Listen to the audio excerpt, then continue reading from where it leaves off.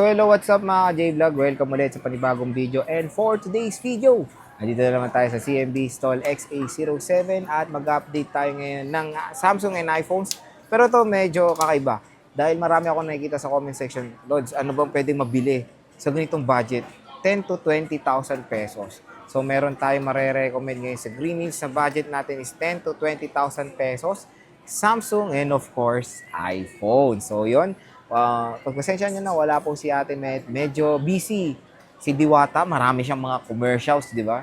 So, busy si Diwata ngayon.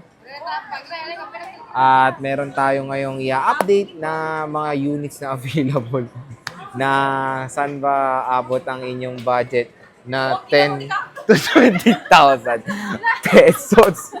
So, game. Bago tayo mag-start, ang included sa iPhones, meron tayong gift box. Complete yan.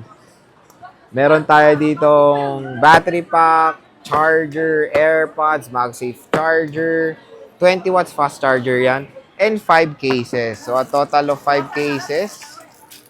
Ayan, a total of 5 cases. Dito muna tayo sa iPhones. Ano ba marirecommend nating mga units sa below 20K to 10 to 20,000 pesos na budget? So, game. First is, of course, meron tayong kodigo. First is, of course, the iPhone. The iPhone 12. Yes, iPhone 12, mga J-Vlog. Pasok na pasok yan sa ating budget. So, iPhone 12, 128 ang pwede. 128 kasi is 18K. Tapos, basic yon. Tapos, 19K complete. Tapos, pag sinabi nyo pang napanood sa vlog, automatic 500 pesos off pa yan, mga ka-J-Vlog. So, ayan, pasok na pasok sa inyong budget na 10 to 20,000 pesos. iPhone 12. Si Met? Si Met yan? iPhone 12. O, pasok na pasok sa inyong budget. Meron tayong iPhone 10s. Wait lang, tingnan natin sa akin may wagang kodigo. Wala.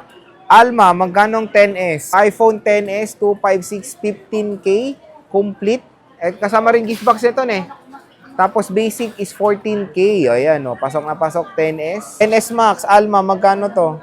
15,000, 80% battery health, 256 gigabytes. So, 15K 64, 256 kasi tong 10S kaya same lang sila ng price. Pero magkaiba naman na na gig. iPhone 11. iPhone 11 mga ka-J-Vlog ay pasok na pasok sa inyong budget. 64 gigabytes magkano, Alma? 64 complete. iPhone 11 ulit. 15K complete mga ka-J-Vlog, 64 gigabytes. 14K basic package, less cashback pa yan. Tapos yung 128 nila is 16.5 complete, 15.5 basic, 256, 18.5 complete, 17.5 basic.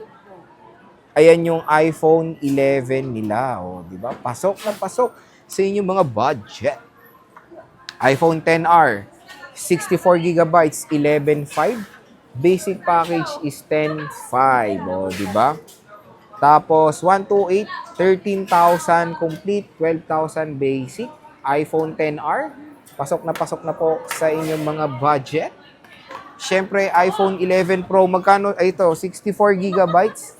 Pasok na pasok din sa inyong budget. 19.5 complete, 18.5 basic. O, di ba? Napakadami pong pasok sa inyong budget when it comes sa iPhones. Dito sa CMB Gadgets na 10 to 20,000 pesos. Proceed tayo sa Note 20 Ultra. Ayan, Note 20 Ultra. Meron tayong mga available dito na units. Check natin. Alma, magkano to Note 20 Ultra? 17. Complete yun, no? So, meron tayo dito, Note 20 Ultra 256, 17,000 pesos. Ang kasama nito is hydrogel, AirPods, 2 cases, and of course, a charger. So, Note 20 Ultra, pasok na pasok sa inyong budget. Wala po silang stock ng S21 Ultra, pero pasok din yun sa inyong budget. Magkano S21 Ultra? 17 din, same din. Pero sad to say, wala po silang stock as of the moment. Pero malay nyo naman, next week or sa June, magkaroon ng stock sila Ate Mayet ng CMB Gadgets, diba? Note 20, Alma, magkano to? 256. 15,000. Note 20. Ito yung Note 20 Ultra. Magkaiba sila sa camera pa lang. Makikita nyo. Flat display yung Note 20 Ultra. Ay, Note 20, tapos Note 20 Ultra Curve. Meron tayong Note 10 lang. Alma, magkano to? May line yan sa gilid. May line daw sa gilid. Magkano to? 7. May issue. May line siya. Lobat kasi. Sa gilid lang meron siyang issue. 7K. 256 gig. May line. Malaki ba? Maliit.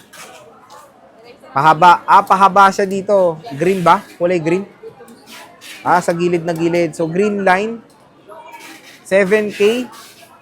May kasama ring hydrogel yun? O may kasama? Ay, wala. Ano yun? Basic? AirPods. AirPods pala kasama hindi hydrogel. 7K. Ito, Alma, Note 9. 7.5. Ano kasama nito? Case, tapos charger, AirPods. So, ito mga below 10K, nag-offer din si Alma para sa inyo na mga budget meal na Note series dito sa CMB Gadgets. So, yun mga J-Vlog, yung ating vlog when it comes saan ba abot na yung budget na 10 to 20,000 pesos Samsung and iPhones. Siyempre, marami pa silang mga iba't ibang stock pero as of the moment, wala silang stock. Pag bibili kayo sa CMB Gadgets, syempre yung mode of payment nila is yun nga, pwede sila sa cash, GCash, bank transfer, and of course, credit card installment. Pwede rin sila sa GGives. So, yung GGives and yung credit card, may mga installment, ay may mga interest po yan, kaya magandang aware din kayo bago kayo mag-purchase. Tapos, pwede sila magpadala within Metro Manila via COD, outside the Metro Manila or within the Philippines, COT via LBC. So, yun.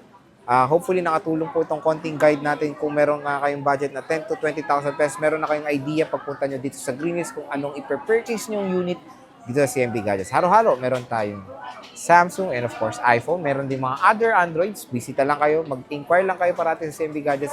Panigurado marami na po magre-reply doon sa inyo. Stall X807 CMB Gadgets kay Ate Mayet. Bisita na kayo, hintayin kayo nila dito sa kanilang shop.